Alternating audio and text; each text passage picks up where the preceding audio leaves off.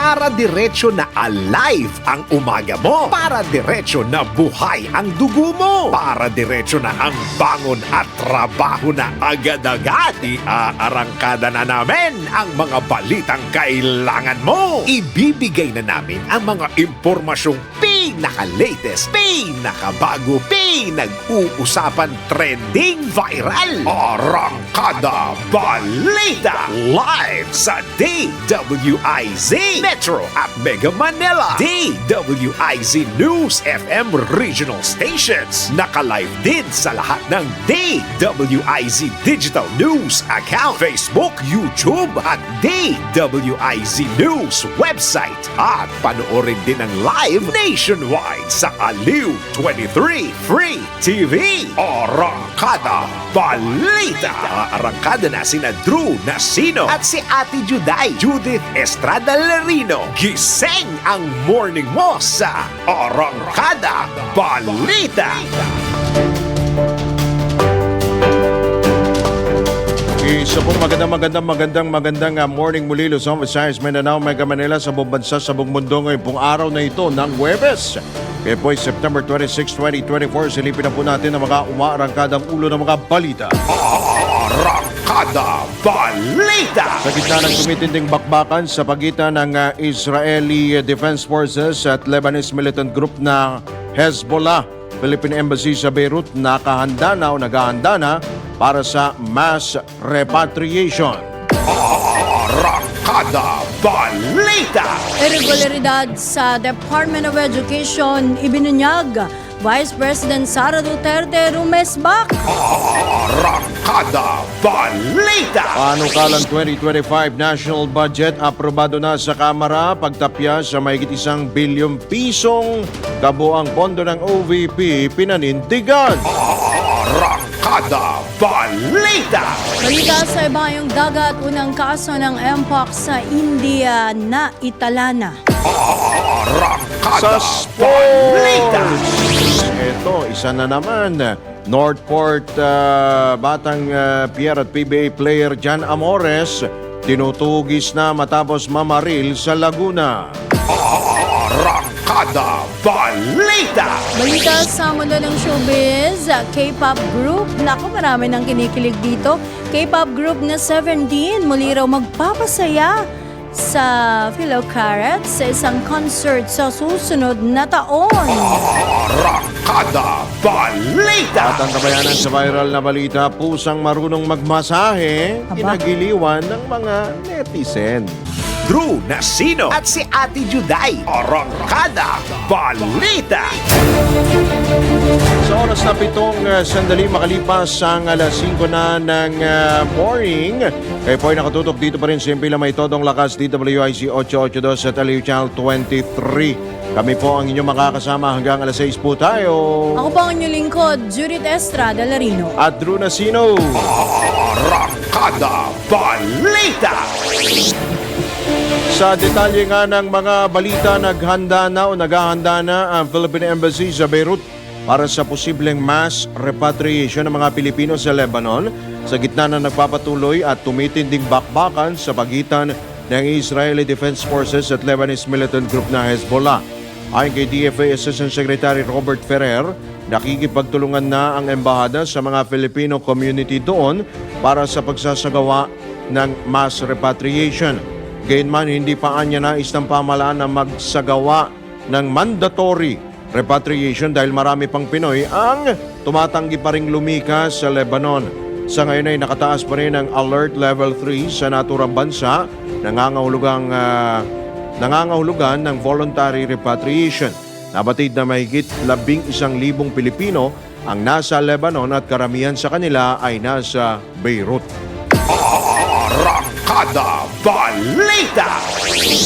Sa ibang balita, ibinunyag ng isang dating opisyal ng Department of Education ang umano o anyay irregularidad sa departamento o sa ahensya sa ilalim ng pamumuno ni Vice President Sara Duterte. Ayon kay dating DepEd Undersecretary Gloria Humamil Mercado, pinuwersa siyang mag-resign ni Undersecretary Zuleika Lopez matapos siyang questionin ang procurement ng computerization program ng kagawaran. Mode pa rito isiniwala din ni Mercado na nakatanggap siya ng mga envelope na naglalaman niya ng pera noong nanunungkulan pa siya sa DepEd. Matatanda ang tinalaga ni Pangulong Ferdinand Marcos Bongbong Marcos Jr.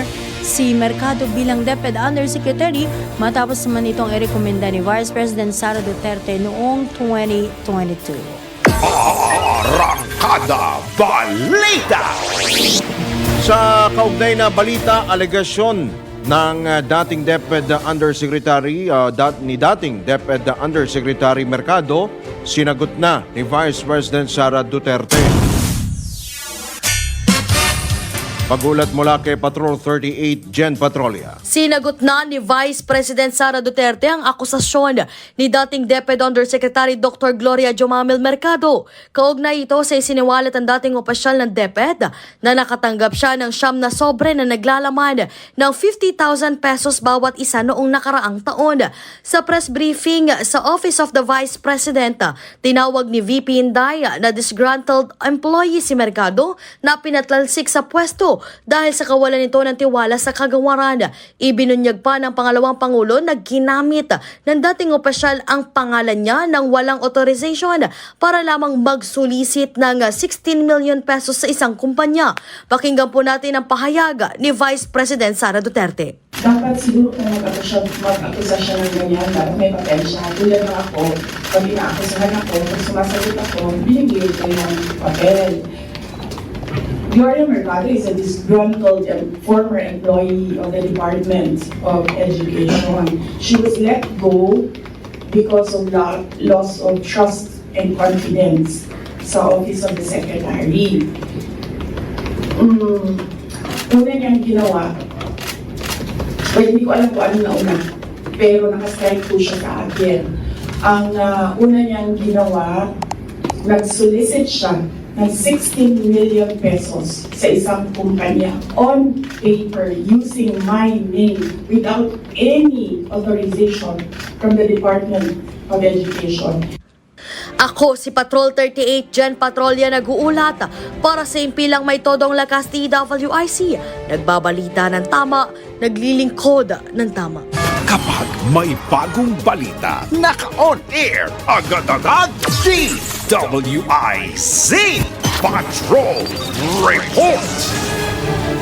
Alright, maraming salamat Patrol 38 Jen Patrolia. Bago tayo magtungo sa iba pang mga detalye ng balita at Juday, alamin muna natin ang magiging lagay ng panahon. Sa kabilang linya, si Rhea Torres ng Pag-asa. Rhea, mainit. Bakit ganon? O tapos may bagyo. Oo. Ngayong weekend.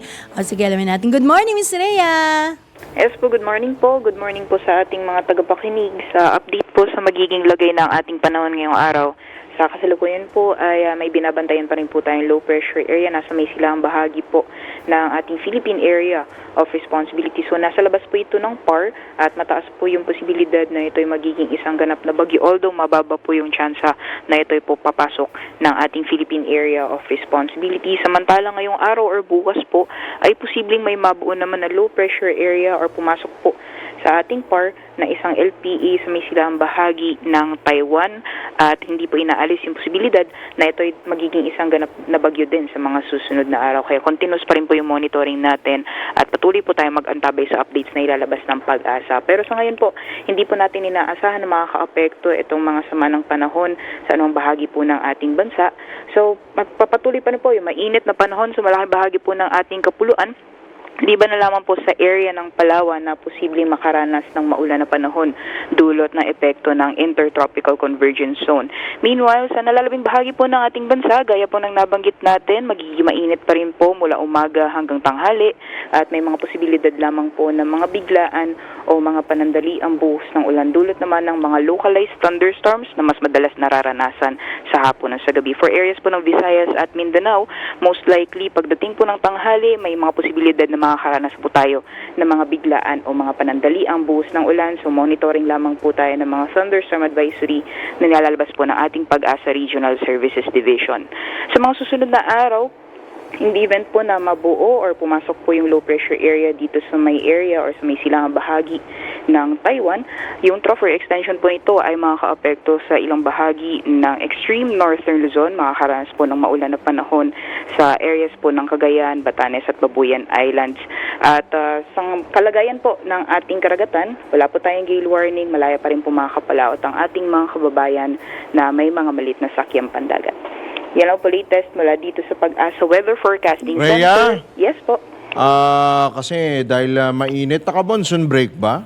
Yes po, mahina po yung epekto ng habagat sa ngayon. Kaya mainit-init po yung panahon, lalong-lalo po sa area ng Metro Manila, lalong-lalo pagdating po ng tanghali. Ano yung pangalan ng bagyo? Ano yung sakaling mabuo yan? Sakaling mabuo po, Julian po yung susunod na bagyo. Julian. Si Julian. J. Jay na pala. Isa lang to, ha? Yes po, for now. Yun po yung For nakikita po now. natin sa pagtaya po natin. May for now pa. Mukhang may gusto pa yata mag-party ni... Pero Di bale, po, if pumasok man po ito, most likely ito na pong huling bagyo for the month of September. Yes. Pero dahil We may hope kalayuan so. pa po bago matapos ang 2024, may mga, most possible, may mga susunod pa po siya. Mga ilan pa ba yung possibling namomonitor nyo, Miss Rhea, Bago na po bagyo? Yes po, bago po matapos yung taon, nasa before the 4 year hanggang 7 po pa po ay yung possible na pumasok or mabuo po sa loob ng forest. 4 to 7 na bagyo 4 to hanggang 7. December 31. Hope. po. Sana naman wag na. Wag naman na... Pwede naman dumaan lang. Wag nang tumama sa ano. Wag nang tumambay. Wag nang tumambay. Pero yung habagat, dahil yan ay may dalang pag-ulan, tama-tama, mabanggit ko lang, Rhea. 15th anniversary pala ng pananalasa ng Bagyong Ondoy ngayon. Ay, ngayong ano ba araw yan? pala. Ang lungkot naman ng ating At pag-alala. nataon na may earthquake drill para mamaya. Calamity, parang calamity Kalamidad. month. Pero although July ang National Calamity Month. Rhea, yung mga bagyo na sinasabi mo, mga susunod ba, ay yan ba ay indikasyon na maaring pumasok na ang La Nina phenomenon? Yes po, tama po. Dahil nagiging frequent naman, na mas nagiging madalas na po talaga yung mga bagyo na pumapasok po ng PAR. Usually, indicator po ito na papasok na po tayo sa La Nina at base po sa ating Ilang monitoring. percent na ba? Yes po, based po sa ating monitoring, halos nasa 70% yung chance po na magsimula yung or mag-onset po yung La Nina ngayong buwan or sa susunod na October or November. So, yun po yung base po sa pagtaya natin. Okay, so yan ba ay strong, weak La Nina or moderate? For now po, dahil nasa simula pa lang po siya, most likely nasa week pa lang po Week siya. pa lang. Yes po. Okay. Sana manatiling weak. Weak na Eventually, mawala na. Oh. Di ba, no? Oo. Alright, sige, maraming salamat na Rhea Torres mula dyan sa Pag-asa. Ingat kayo. Kayo din po, maraming salamat. Salamat at good Good luck morning. sa mga taga-Pag-asa na nakalimutan ko kung aprobado na rin yung budget nila. Ay, oo nga, no? Pero dapat naman napubahan. Tapos bumili ng mga At kung may dagdag makabago. na pondo, di ba? Sana, meron. Kasi para makakatulong yan sa weather forecasting para Yes. Mas kumbaga, maging accurate. mas maging diba? accurate Oo. at maging kumbaga yung ating weather forecasting mas credible. Yun. Diba? Kasi kapag accurate, mas credible siya. Yun. Well, anyway, tayo po ay magtungo na sa iba pang balita. Speaking of budget pa rin, lusot na sa plenaryo ng Kamara ang 733 million pesos na pondo ng Office of the Vice President para sa taong 2025 kahit hindi sumipot si Vice President Sara Duterte o sino mang otorisadong kinatawan nito. Kaugnay nito, inihayag ni House Appropriations Committee Vice Chairman at Lanao del Sur 1st District Representative Zia Alonto Adjong, sponsor ng OVP budget na nakahinga na siya ng maluwag dahil natapos na sa plenaryo ng Kamara ang pagtalakay sa pondo ng OVP para sa susunod na taon.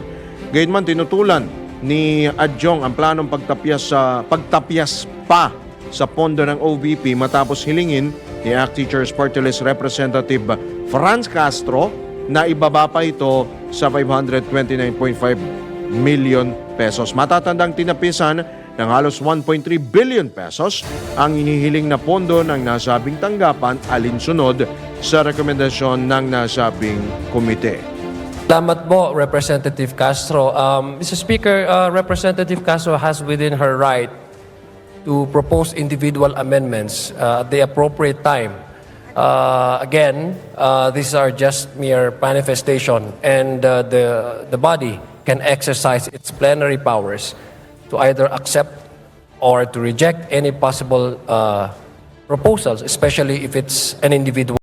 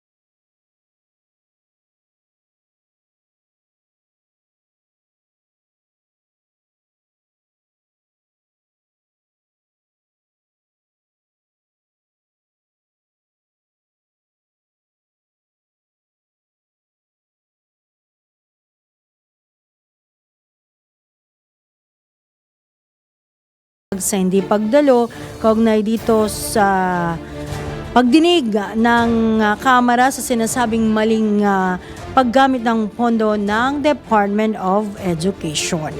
Arangkada Balita! Sa oras na 21 sandali makalipas po ang alas 5 na ng morning, tanggap tayo ng ilang pag-uulat buhat sa labas ng impilan. Unahin muna natin ito sa kaugnay na balita. Vice President Duterte nanindigang hindi magbibitiw sa pwesto. Nagbabalik si Patrol 38 Jen Patrolia. Nanindigan si Vice President Sara Duterte na hindi siya bibitiw sa pwesto. Sa gitna ito ng panawagan ng ilang mambabatas na magbitiw na sa pwesto si VP Inday matapos na hindi sumipot sa mga deliberasyon ng Kamara sa panukalang 2 billion pesos budget para sa susunod na taon. Sa naganap na press briefing sa OVP, sinabi ni VP Duterte na hindi siya aalis sa pwesto dahil mayroong 32 milyong Pilipino ang naniniwala at bumoto sa kanya. Magugunitang pinuna ni House Assistant Majority Leader Gil Bongalon ang pangalawang pangulo sa hindi pagdalo nito sa mga debate sa plenaryo para sa panukalang paggastos ng OVP para sa susunod na taon. Pakinggan po natin ang pahayag ni VP Inday. Impeachment, diba? So apparently, pakiramdam ko, tingin ko sa mga nangyayari, wala silang kaso for impeachment. Kaya sila nandyan. Itong isang grupo na ito, umalis ka dyan. Kasi kapag hindi ka umalis, kapituko ka. Pero, hindi naman kasi ako sasagot sa young guns. Dahil, kailangan ko sumagot sa 32 million na bumoto sa akin. Hindi sa isa o dalawa na tao. Kaya, hindi ako aalis dito. Dahil nilagay ako ng mga tao dito, believing that I will work for the country. And that is why Ako, si Patrol 38 Jen Patrolia nag-uulat para sa impilang may todong lakas DWIC. Nagbabalita ng tama, naglilingkod ng tama. Arangkada Balita! Samantala, pagbuo ng Water Resources Management muling isinulong ni Pangulong Marcos. Alamin po natin ang kabuang report ni Patrol 13, Gilbert Perdes. Muling ipinanawagan ni Pangulong Ferdinand Marcos Jr. sa mga mamabatas ang reorganisasyon ng water management sa bansa sa pamamagitan ng pagbuo ng Department of Water Resources. Sa ika-6 na LEDAC meeting sa Malacanang, binigyan diin ni PBBM ang pagbuo sa departamento lalo na sa gitna ng epektong iniiwan ng climate change sa bansa. dahilan anya kung bakit kailangan ituon ang tutok ng pamahalaan sa tubig. Sinabi ng Pangulo na sa ilalim ng adjusted priority sa water resources, mas mainam kung itaas ang flood control job direkta sa water resource body kung saan ang National Irrigation Authority o NIA ang isa sa coordinating agencies. Iginiit pa ng Pangulo na mag-i-issue ang Malacanang ng executive version ng panukala na magagamit ng mga mababatas para sa debate sa Senado. Patrol 13, Gilbert Verdes para sa Himpilang May Todong Lakas. DWIZ, nagbabalita ng tama, naglilingkod ng tama. Arangkada Balita! Samantala, integration ng $1.5 million software system sa air traffic management system ilalarga na ng CAAP. Patrol 45 Roles Perez sa detalye. Ikakabit na ng Civil Aviation Authority of the Philippines ang kanilang $1.5 million na software para sa pagsasaayos at improvement ng communication, navigation, surveillance at air traffic management o CNS-ATM system na siyang nagluko noong January 1 kung saan ay hindi na monitor at naantala ang libu-libong mga biyahe ng domestic at international flight nang magloko ang nasabing equipment. Paliwanag ng Civil Aviation Authority of the Philippines na sa darating na September 30 ay ikakabit na o integrate na ang 1.5 million software installation sa loob ng isang oras kung kaya't pinapayuhan ang mga commercial pilot at sa pamamagitan ng pinalabas na notice to airmen na magkakaroon ng disruption sa kanilang serbisyo. Tiniyak naman ng CAAP na mayroon ng sapat na advisory ang mga commercial pilot kung sa loob ng 60 minuto, isang oras ay ikakabit ang nasabing software at tiniyak na hindi makakaapekto ito sa mga aalis at darating na eroplano sa ating bansa. Raul Esperas, Patrol 45, nagbabalita ng tama, nagdilingkod ng tama sa Himpilang May Todong Lakas, DWIC. Kapag may bagong balita, naka-on air, agad-agad, DWIC! Patrol Report! Magbabalik ang Arangkada Balita sa ikalawang bugso ng ating balitaan ngayong araw ng Thursday.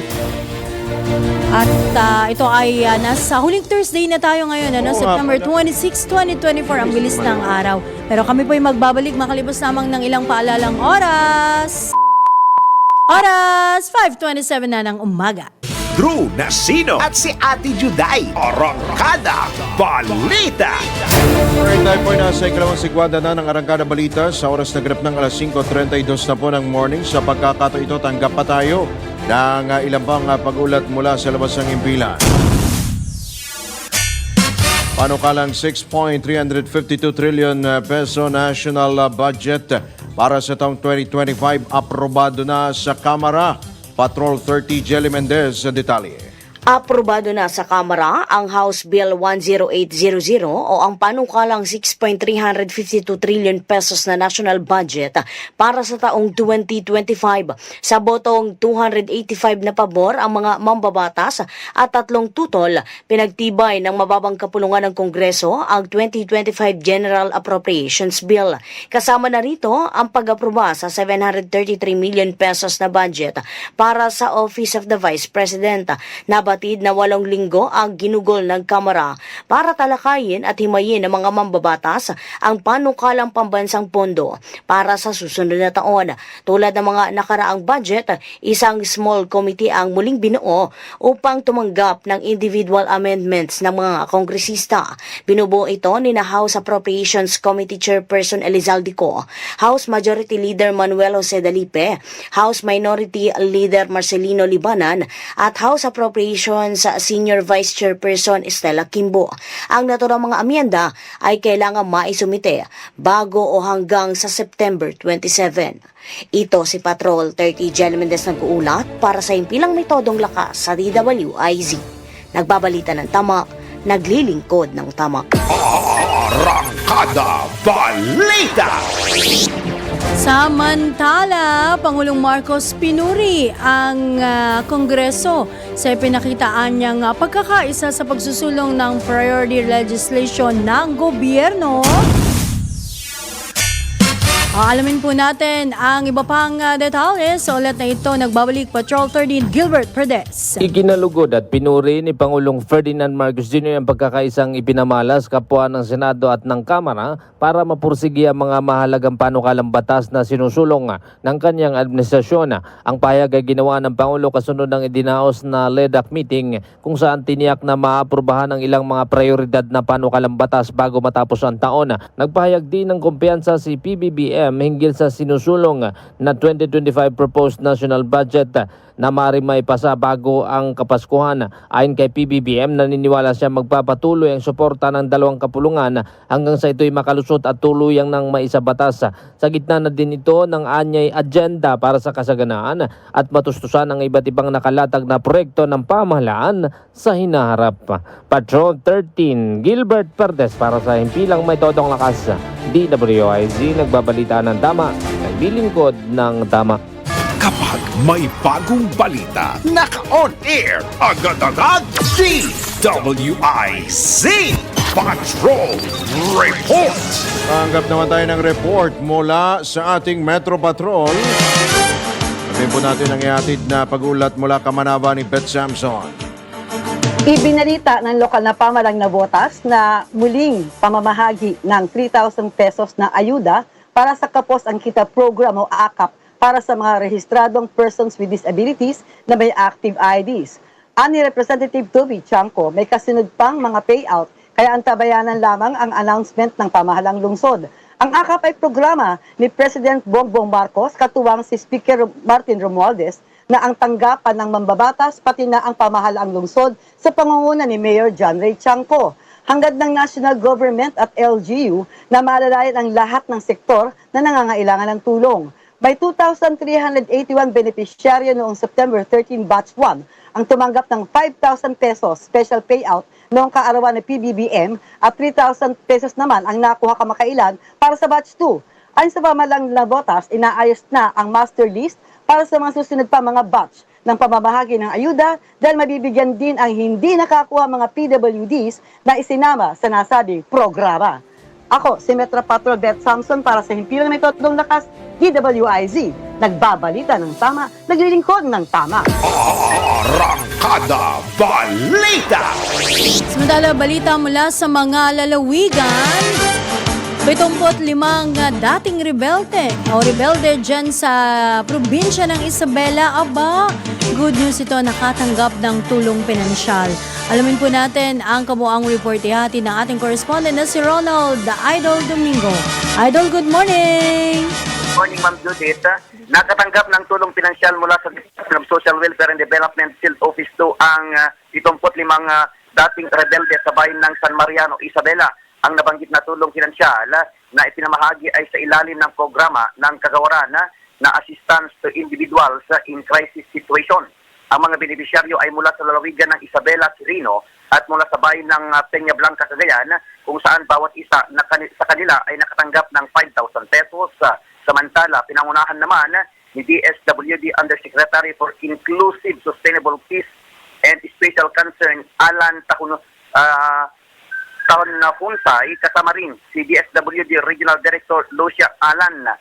Nakisa rin sa pamahagi ng LGU sa San Mariano, kinatawan ng Enhanced Comprehensive Local Integration Program, PNP, DILG, National Intelligence Coordinating Agency at National Commission on Indigenous People.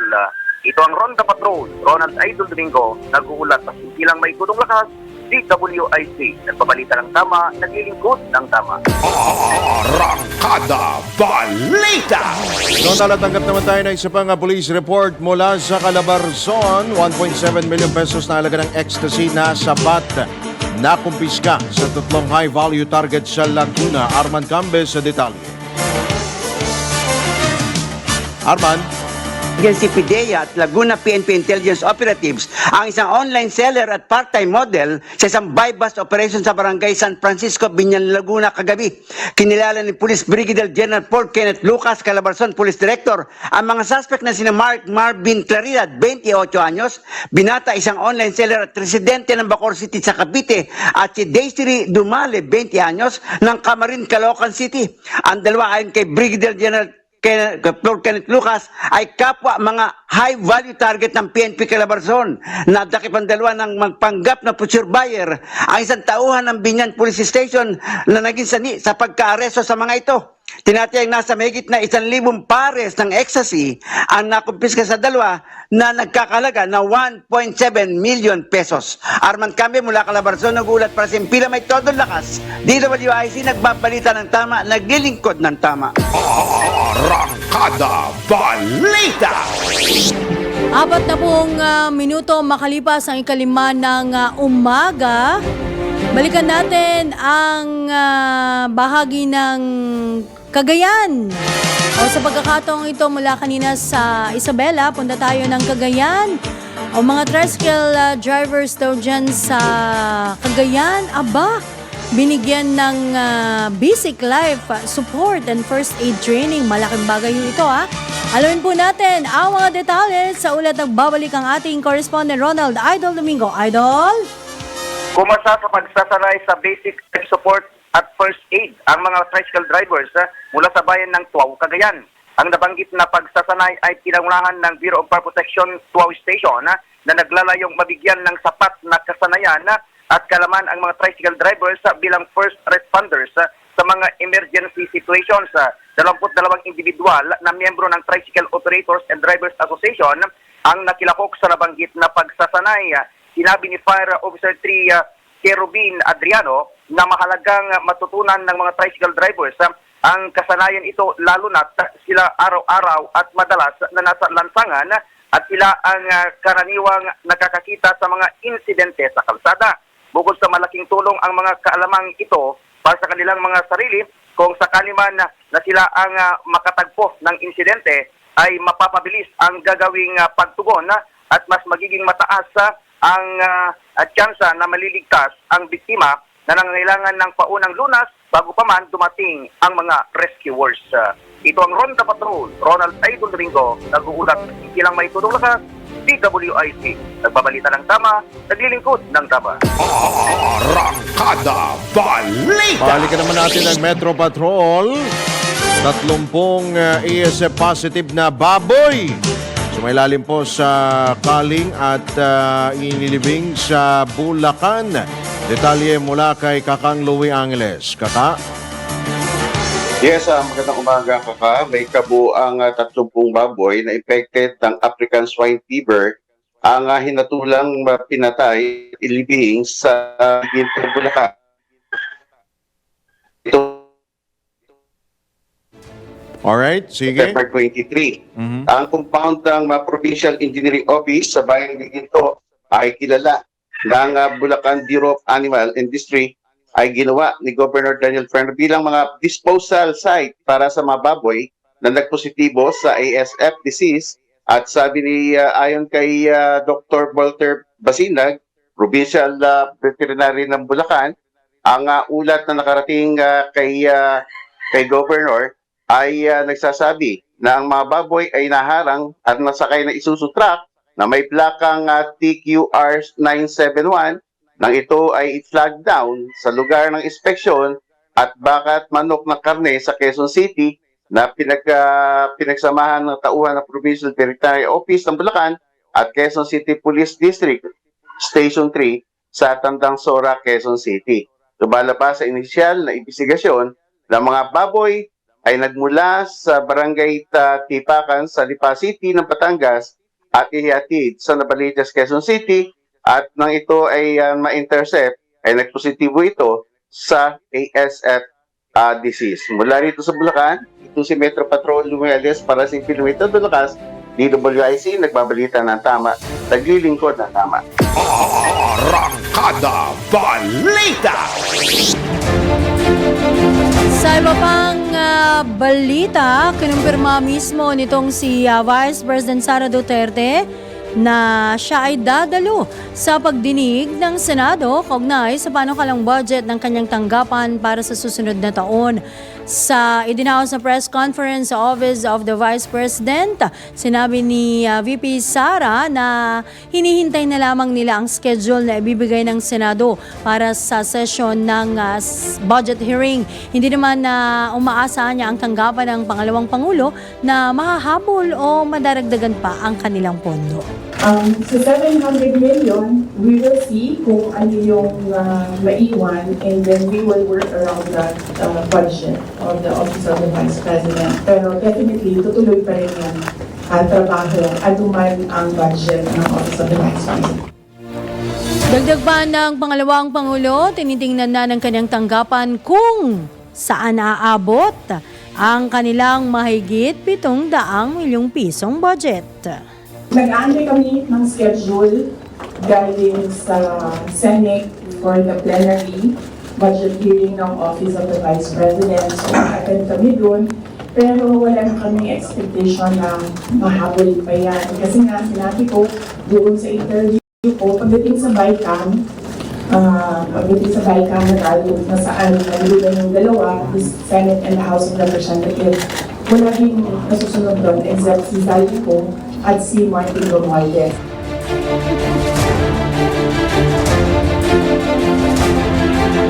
Yan po naman mga kaibigan ng tinig ni Vice President Sara Duterte. Arangkada Balita! Samantala, maayos ang relasyon ng mga senador sa gitna ng ugong na umano'y kudeta laban kay Senate President Francis Chis Escudero. Ito ang nilinaw ni Senator Amy Marcos matapos ding pabulaanan at ituring na chismis marites ang naturang issue. Pero ayon kay Senator Marcos, maya't maya talagang may nangyayari sa mataas na kapulungan at maraming eksena lalo't nalalapit na ang 2025 midterm elections. Ganito umano talaga sa Senado at walang katapusan ang mga alegasyong ugong na kudeta. Sinabi pa ng presidential sister na nagpapasikat ngayon ang Senate President at todo trabaho ang mga mambabatas upang makarami ang maipapasang panukalang batas. Arangkada Balita! Magbabalik po ang huling bugso ng ating balitaan dito sa Thursday edition ng Arangkada Balita. Makalipas lamang po yan ng ilang paalala. Drew Nasino at si Ate Juday. Arangkada Balita! Sa pagpapatuloy pa rin ang ilang pang mga balita, sumampa na sa 26 ang death toll sa pananalasa ng magkakasunod na bagyo at habagat sa bansa. Gayman nilinaw ng NDRRMC na 4 pa lamang sa nasabing bilang ang kumpirmado, habang 22 iba pa ang isinasailalim sa validation.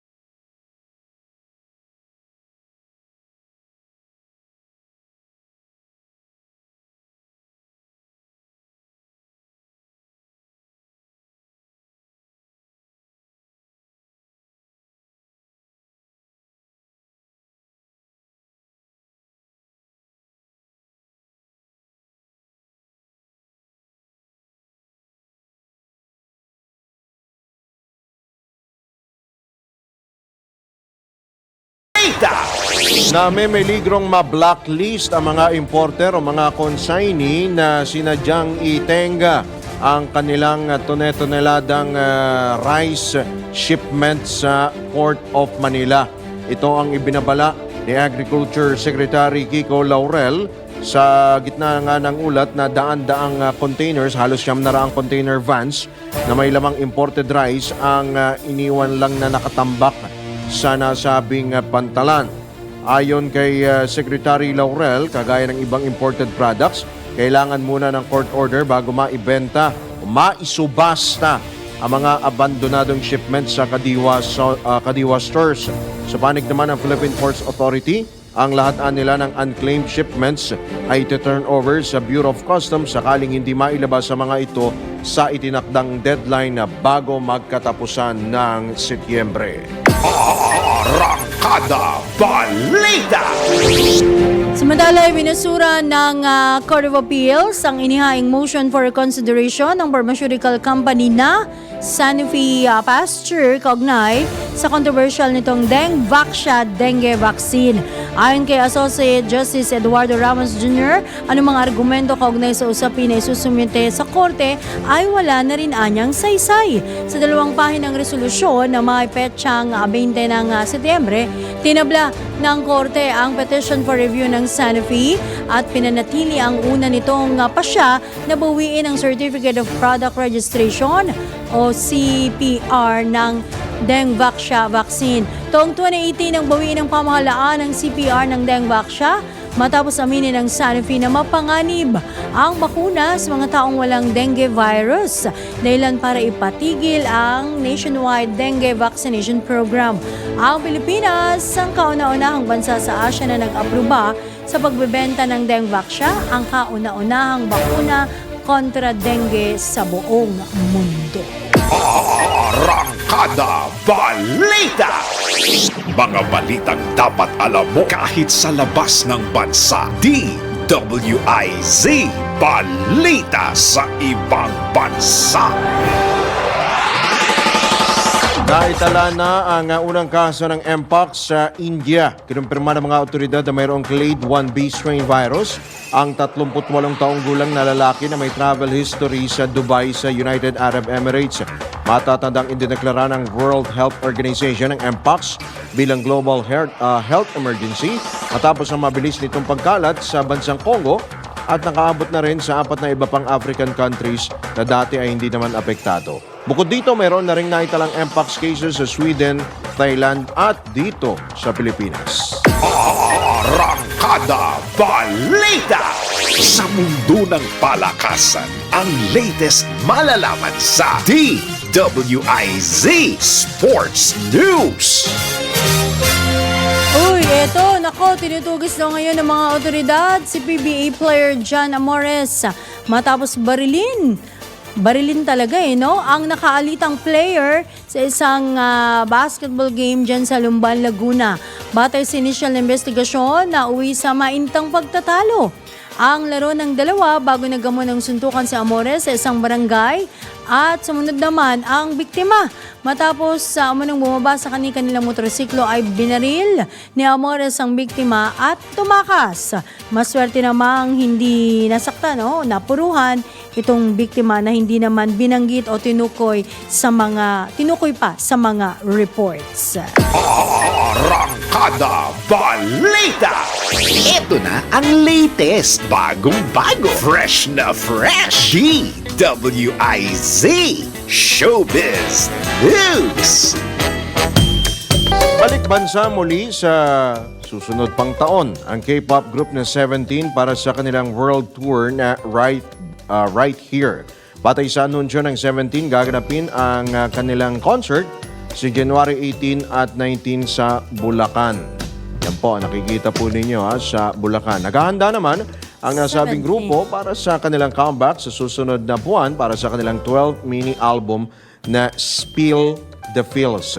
Matatandang inanunsyo ng grupo ang kanilang Right Here World Tour na magsisimula sa Oktubre sa South Korea, kabilang na ang ilang lugar sa Asia at US of A. Arangkada Balita! Sa 17, 17 rin sila, mga miyembro. Parang binibilang ko 12 17 ba yung number o yung 17 ng edad? Dapat 12. 12 12 lang sila diba? Mga gwapo ba? Babae ba yun? Babae Girl ba? group? Girl group? Girl group. Parang lalaki yung itsura nila eh. Ano ba yan? Hindi ho kasi ako maka-Korea. Parang ang kilala ko Hindi lang K-pop. K-pop eh. Yung Blackpink 21. 21? Oo, 21. Kaya Sandara. Ay, Sandara. Oo. Sandara Park yan. Siyempre, Sandara. Hanggang babalik din ng 21 ah. Oh, talaga ba? Basta tayo, 23. 23. Aliw Channel 23. Samantala mga kaibigan, no, ihabol na natin itong ating viral news. Nako! Kinagiliwan po ng mga netizens ang 3 taong gulang na pusang si Sky. Hanip naman sa pangalan. Pangalan ng aso Sky. ko yun, Sky, ah. Oo, taray. Dahil sa angking talento nito na masahihin ang kanyang amo. Nakakatuwa naman pag ganyan, no? Pusa sa ganyan. Ayon sa amo ni Sky na si Mau de Ocampo, natural na itong ginagawa ni Sky tuwing gusto nitong magpapansin sa kanya, lalo na kapag may kailangan ito sa kanya tulad ng treats, ang taray sa treats ha. Dagdag pa ni Mau, minsan ay sinasadya niyang hindi pansinin si Sky upang siya ay masahihin ito. Pareho lang pala sila. Mana pala sa iyo, Mau, yung alaga mo. Mahilig sa masahe. Nakakatuwa naman. At least hindi ka ini-scratch. Di ba yung iba nag-i-scratch? May pusa rin ako lalaki. Si Brando naman. Ay, ang taray naman sa Mamasahe. pangalan. Uy, ganun. Masahe. Maskulado naman ang peg ng mo, pusa. Maskulado, nagkakalat din. Uy, Mama Gilak Samana, good morning. Good morning po, Mamagi. Salamat po sa inyo pong pagsubaybay. Sila Ma'am Susan Jeronimo rin. Oo nga pala, sila Ate Susan. Kuya Nelson Malinaw. Yan, mga kababayan natin na nagre-ready po, nag-e-empake na. Actually, yung iba, pinaghahandaan na po nila ang kanila pong pagbabalik bansa, pagbabalik Wow. bayan dahil sa nalalapit po na Pasko. At pinaghahandaan Oo, din po marami, nila ang no? kanila pong budget dahil bukod po sa kanilang pamilya, Pamasahe ay pa. buong barangay po ang kanila pong bibigyan. Siyempre naman. Nakakagaling yung mga Pilipino. Alam mo, Generous. dagdag lang natin na, yung mga tsokolate meron naman tayo. Na, pero bakit pag galing sa kanila, galing ibang bansa, tuwa-tuwa tayo na. Well, siguro na-appreciate lang talaga natin na kahit ayan. Ganun naman ang mga Pinoy eh. kahit sa malayong lugar ay nila tayo, naaalala. Generous naman mga Pinoy, in fairness. Alright, tayo po ay pansamantala po nagpapaalam sa ngalan po ng buong tropa ng DWIZ at Aliw Channel 23. Kami po ang inyong mga naging tagapagatid balita. Ako po muli ang inyong lingkod, Judith Estrada Larino. At Drew Nasino nagbabalita ng tama. Of course, naglilingkod ng tama. Susunod na Usapang Tol kasama sina Senator Francis Tol Tolentino at Cecil Villarosa. At pagkatapos po niyan, panibagong bugso ng balitaan, saan ka pa dito sa Pasada Balita kasama si John Ibanez. Para diretso na alive ang umaga mo. Para diretso na buhay ang dugo mo. Para diretso na ang bangon at trabaho na agad-agad. Iarangkada na namin ang mga balitang kailangan mo. Ibibigay na namin ang mga impormasyong pinaka-latest, pinakabago, pinag-uusapan, trending, viral. Arangkada Balita live sa DWIZ Metro at Mega Manila. DWIZ News FM regional stations. Naka-live din sa lahat ng DWIZ Digital News account, Facebook, YouTube at DWIZ News website. At panoorin din ang live nationwide sa Aliw 23 Free TV. Arangkada Balita. Arangkada na sina Drew Nasino at si Ate Juday, Judith Estrada Larino. Gising ang morning mo sa Arangkada Balita. Live araw-araw, Monday to Friday, 5 a.m.